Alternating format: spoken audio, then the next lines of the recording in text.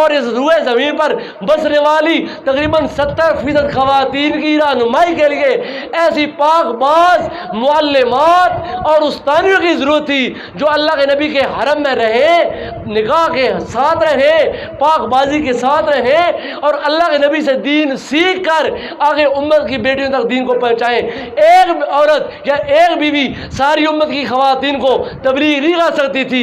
تمام امت کی خواتین کی تبلیغ کے لیے اللہ کے رسول کو اجازت دی گئی، آپ کثرت ازواج کریں، آپ تعدد ازواج کریں، آپ ایک سے زائد نکاح کریں اور زیادہ بیویوں کو نکاح میں رکھ کر ان کی تربیت کریں۔ اور یہ جو خواتین سرکار کے حرم میں آئیں اور اہل ایمان کے لیے ام المومنین کا ٹائٹل حاصل کیا، یہ خالی ام المومنین نہیں ہے، یہ معلمات اہل ایمان ہے۔ اہل ایمان کی مائیں بھی ہیں، استانیہ بھی ہیں، ٹیچر بھی ہیں، معلمات بھی ہیں۔ اہل ایمان کی خواتین کو جو دین ملا ہے وہ اللہ کے نبی کی بیویوں کے اصول سے ملا ہے۔ اللہ کے نبی بہت زیادہ شرم و حیا والے تھے، سرکار کی بارگاہ میں خواتین بھی آتی تھیں، مرد بھی آتے تھے مسائل پوچھنے کے لیے۔ اللہ کے نبی کا شرم و حیا کا حال دیکھیں۔ ایک خاتون آتی ہے، حضرت اما عائشہ صدیقہ فرماتی ہے، مدینہ شریف کا یہ معاملہ ہے، ایک خاتون آتی ہے، اس نے حضور پاک سے غسل جنابت کے بارے میں پوچھا۔ غسل جنابت، اب آپ خود سوچیں، کیا نتھیا کی کوئی عورت میرے پاس آ کر، مولوی صاحب کے پاس آ کر کیا ڈائریکٹلی اپنے طہارت کے مسائل پوچھ سکتی ہے؟ عورت نہیں پوچھ سکتی ہے، نہ مرد کھل کر بیان کر سکتا ہے، نہ عورت کھل کر پوچھ سکتی ہے۔ ایک شرم ہے، ایک حیا ہے، یہ ایمان کا خاصہ ہے۔ وہ غیر قومیں جو یہود و نصارہ ہیں، یورپ والے، ان کی ڈکشنری میں حیا نام کا لفظ ہی نہیں ملتا، لیکن اہل ایمان کی ساری زندگی ایمان اور حیا کے آس پاس گھومتی ہے۔ سرکار فرماتے ہیں ایمان کے تقریباً 71 شعبے ہیں اور میں سب سے پہلا شعبہ حیا کا شعبہ ہے۔ حیا وہ چیز ہے جو ایمان کی تقویت اور تکمیل کا سبب بنتی ہے۔ ایک خاتون حضور کی بارگاہ میں آتی ہے، ٹائم اوپر ہو گیا، توجہ آپ میری طرف رکھیں پلیز، میں ان کی بات کو کلوز کر رہا ہوں، آپ اس بات کو پریشان ہو کہ ٹائم اوپر ہو رہا ہے، یہ بات آپ کے لیے بہت زیادہ ضروری ہے۔ ایک خاتون حضور کی بارگاہ میں آتی ہے، وہ آپ سے غسل جنابت کے بارے میں پوچھتی ہے یا حیض کے غسل کے بارے میں پوچھتی ہے کیسے غسل کیا جائے۔ اب اس خاتون نے ہمت کر کے سوال تو کر لیا، یا رسول اللہ غسل جنابت کیسے کیا جاتا ہے؟ یہ خاتون سے سوال کرنا بہت مشکل ہوتا ہے، لیکن اس نے ہمت کی، سوال کر لیا۔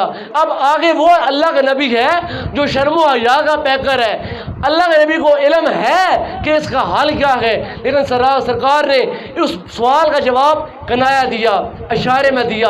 سرکار نے تفصیل کے ساتھ نہیں بیان کیا کہ ایسے اندر داخل ہونا ہے، ایسے کپڑے اتارنے ہیں، پھر ایسے استنجا کرنا ہے، پھر ایسے کرنا ہے۔ سرکار نے نہیں کہا، سرکار نے فرمایا ایک روئی کا گالا لو، اس کے ساتھ تم طہارت حاصل کر لو۔ یہ الفاظ سرکار نے کہا، روئی کا گالا لو، اس کے ساتھ طہارت حاصل کر لو۔ وہ کہتی ہے یا رسول اللہ روئی کے ساتھ کیسے طہارت حاصل کی جاتی ہے؟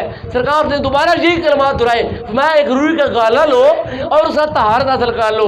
اس عورت کو پھر بھی بات سمجھ نہ آئی، اس نے تیسری بار کہا، جب تیسری بار کہا نا، سرکار کی زبان سے نکلا سبحان اللہ، اس کا مطلب ہے اللہ پاک ہے، یعنی اللہ تعالیٰ ہر عیب سے پاک ہے۔ اور ساتھ سرکار نے یہ کہا اے خاتون روئی کا گالا لو اور اس کا طہارت لو۔ حضرت عائشہ صدیقہ فرماتی ہیں میں پاس کھڑی تھی، میں نے اس خاتون کا بازو پکڑا، زور سے غصے کے ساتھ کھینچا، کھینچ کر میں علیحدہ لے گئی، اگلے کمرے میں لے کر کہا سرکار کے کہنے کا مطلب یہ ہے روئی کا گالا لو اور اس مخصوص جگہ پر رکھو جہاں سے خون نکلتا ہے، اور اس روئی کے گالے میں جب سارا خون سم جائے گا اور وہ روئی کا گالا خون چوس لے گا، اس کے بعد پانی کے ساتھ تم طہارت حاصل کر کے پاک صاف ہو جا سکتی ہو۔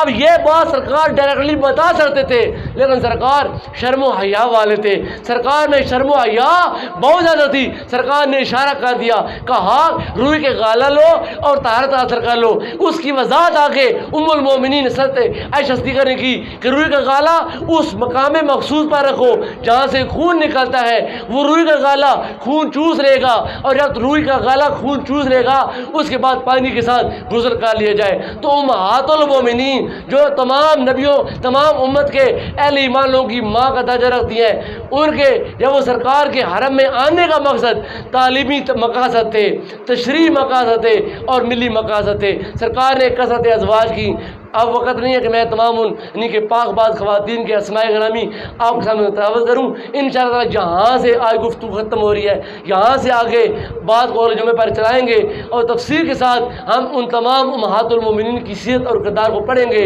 ان کے اسلام میں آنے کے حالات و واقعات اور سرکار کے حرم میں آنے کے حالات و واقعات اور اسلام میں رہ کر اسلام کی خدمت کرنے کے حالات و واقعات انشاءاللہ ہم بیان کریں گے۔